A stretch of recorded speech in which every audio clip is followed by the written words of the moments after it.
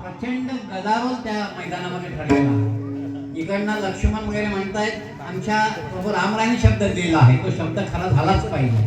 तिकडनं वानर सैन्य म्हणताय नाही, ज्यांनी प्रभू रामरायांची आयुष्यभर सेवा केलेली आहे त्यांचा शब्द खरा ठरला पाहिजे आणि त्याच्यासाठी प्रभूंनी मागं घेतली पाहिजे.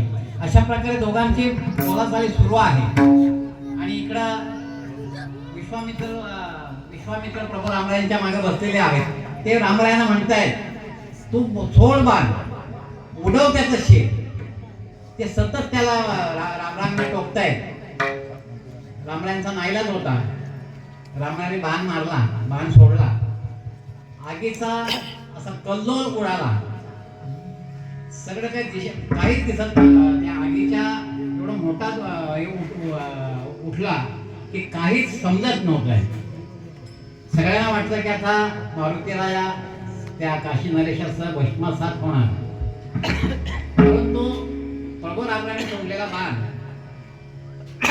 मारुतीरायाने ज्या श्रीराम जयरामाचा जो विजय मंत्राचं पठण केलं, विजय मंत्राचा जय जयकार केला, त्याने एक वर्तुळ निर्माण झालं त्यांच्या भोवती. विजयी वर्तुळ निर्माण झालं आणि त्यामुळं त्या बाणानं पूर्ण त्या वर्तुळाला प्रदक्षिणा केली आणि पुन्हा रामरायांच्या भात्यामध्ये येऊन तो बाण बसला. हे असं होणार हे विश्वामित्रांना माहित नव्हतं का? प्रभू रामरायांना माहित नव्हतं का? कारण नाम आणि नामी हा वेगळा नाही, परंतु हे लोकांना समजावं, वानरांना समजावं, प्रजेला समजावं की नाम आणि नामी हे काही वेगळं नसतं. अशा प्रकारे तो बाण पुन्हा मागे फिरून आला आणि प्रभू हनुमंतरायाने जे हनुमंतरायांच्या मातेनं अंजनी मातेने जे काशी नरेशांना वचन दिलं होतं ते वचन खरं ठरलं.